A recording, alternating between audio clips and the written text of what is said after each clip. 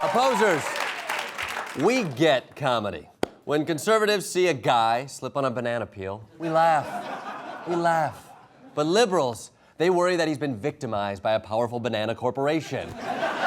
Now he's got a broken leg that he can't treat because Congress is owned by insurance companies.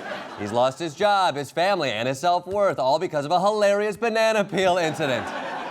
See, conservatives just laugh at that because it's funny.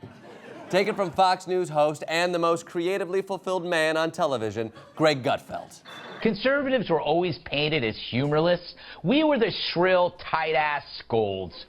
But now we've changed. The libs are the shouty, humorless hacks who accuse everyone of ill will. Meanwhile, who's having fun? Us! For once! For once, yes! A sense of humor has finally trickled down to conservatives. And there's one man to thank, Donald Trump. Sure, the left can't take a joke, but this guy proves that our side can take a joke all the way to the White House. Trump's a comedy master. Hillary Clinton's earnest diplomat character was way less funny than Trump's disabled reporter. But try telling that to the MSM. They never get Trump's comedy. But like all the funniest jokes, your friends just have to explain them for you. The president was clearly joking with his comments. The American people get it. They know he was joking. They know he didn't mean it literally. It's just amazing that people take seriously everything that he says when he clearly has his tongue so far up in his cheek that you see it poking out the side of his mouth. Yes. Thank you, Mike Huckabee, for saying that not at all weird and gross thing. Trump and the conservatives have all the best punchlines. They're not afraid to hilariously go after people for their race or gender or their shitholiness of their home countries. Get ready to laugh. Are you legal or illegal? Illegal. You're illegal? Yeah. Welcome to America. Thank you. You can stay. All right, thank you. Thank you so much. For now. We're fighting for the democracy. I didn't hear a word she said. I was looking at the James Brown wig. I never have a problem with anyone mocking someone for the life choices they made. Being Muslim, for instance. Almost as stupid as being fat. Oh, man. That fat Muslim joke is Milo's Who's On First.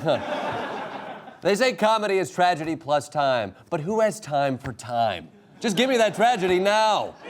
We have so much to learn from conservative comedians. Yes, bravo, Jordan. You're finally ready to learn about real comedy. I guess it's the master's turn to tuck in his dick and become the student. Yes.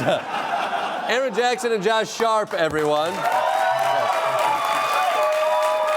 Jordan, we see ourselves as comedic provocateurs. Yeah, our motto is, if we're laughing, then it must be a joke. And if there's one thing we know, it's jokes. Yeah. Knock, knock. Who's there? An ICE agent here to break up your family, you smelly, freeloading illegal.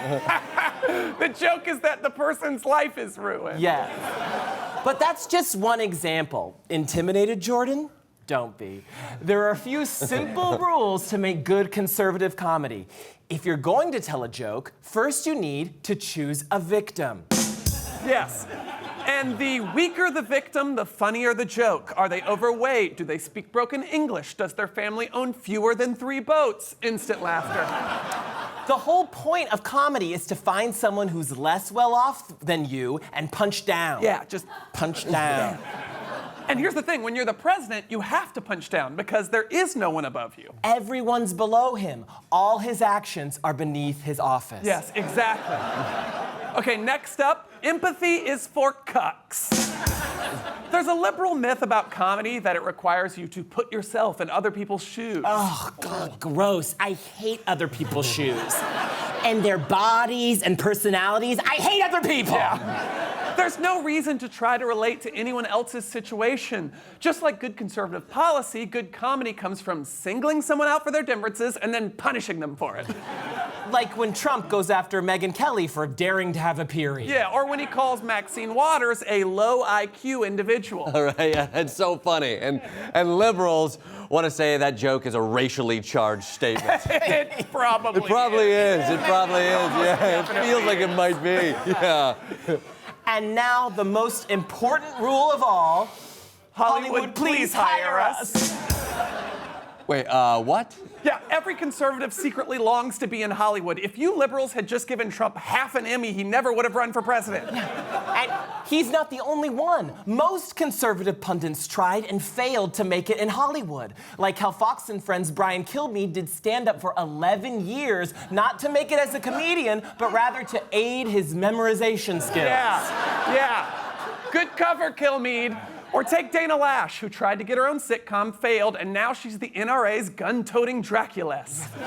Come on, Hollywood, let us in! We can't end up like them. Greg Gutfeld is a 53-year-old man who thinks he's a little rascal. Yeah. And Jesse Waters looks like he went to Duke on an Axe body spray scholarship. Save us, Hollywood!